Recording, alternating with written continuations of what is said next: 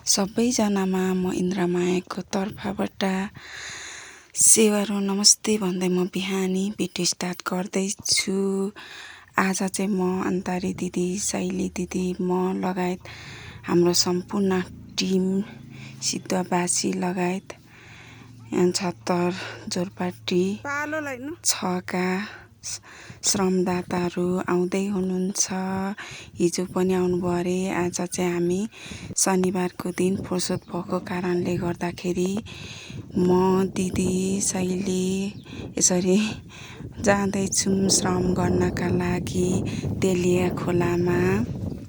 मान्छे मरेपछि शव जलाउनका लागि विशेष रूपमा बनाएको स्थायी संरचना निर्माणको लागि आज चाहिँ श्रमदान गर्नका लागि हामी चाहिँ यसरी बिहानै जाँदैछौँ दिदीहरूसँग। मलाई त थाहा पनि थिएन, दिदीहरूले भन्नुभयो। अनि म त आज शनिबारको दिन घरमै हुन्छु नि त, अफिस जाँदिनँ। त्यही भएर म पनि श्रमदान गर्नका लागि यहाँ आइपुग्यौँ तेलिया खोला। यो चाहिँ नजिकै पर्छ, तेलिया खोलामै हो। मान्छे मरेपछि शव जलाउनका लागि यहाँ चाहिँ स्थायी रूपमा संरचना बनाउनु आँटेको। यहाँ चाहिँ हाम्रो पालिकाबाट पनि बजेट विनियोजन गरेको छ अरे यो शव जलाउनका लागि, भवन बनाउनका लागि। अनि हामी चाहिँ यहाँ सक्दो चाहिँ श्रमदानबाट नै गर्न आँटेको छौँ। यहाँ चाहिँ अब गिटी बालुवा सिमेन्ट र मिस्त्री खर्चका लागि चाहिँ यहाँ हाम्रो दीपक गुरुङ सर, हाम्रो वडा अध्यक्ष छत्तर जोरपाटी छको हुनुहुन्छ। उहाँ मार्फतबाट चाहिँ यहाँ हामीलाई बजेट विनियोजन गर्नुभएको छ। अनि हामी चाहिँ सक्दो चाहिँ श्रमदानबाट नै हामी चाहिँ अरू काम चाहिँ गर्ने निर्णय भएकोले गर्दाखेरि हामी चाहिँ यसरी श्रमदान गर्न आइरहेको छौँ।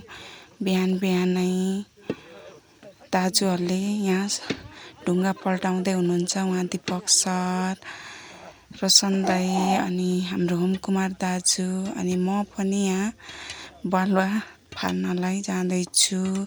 अघि ढुङ्गाहरू पनि यो हामीले नै ओसारेको है। हामी चाहिँ श्रमदान गर्न चाहिँ पछि पर्दैनौँ।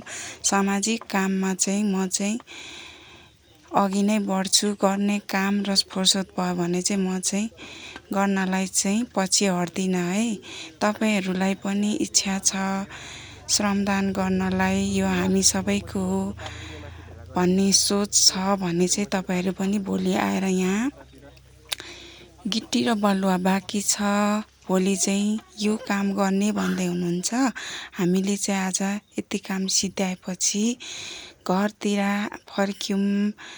अब खाना नि खानु पर्यो नि त, बिहानै गएको। अनि हामीलाई चाहिँ अब काम त्यति सिद्ध्याएपछि चाहिँ हामी घरतर्फ लाग्यौँ। हाम्रो टोली हिलटप डाँडा सयपत्रीको चाहिँ। अनि म घर पनि आइपुगेँ, असिन पसिन भएँ यसरी। अनि यसरी घर आइसके पछाडि चाहिँ अब एकछिन फ्रेसको लागि यसरी बसेँ कोठामा। अनि नुहाएँ, अनि त्यस पछाडि नुहाउनु त पर्यो नि त है, धुलोमुलो भयो। यति भन्दै मेरो भिडियो एन्ड गर्छु। हस्त नमस्ते, धन्यवाद अन्तिमसम्म मेरो भिडियो हेरिदिनु भएकोमा।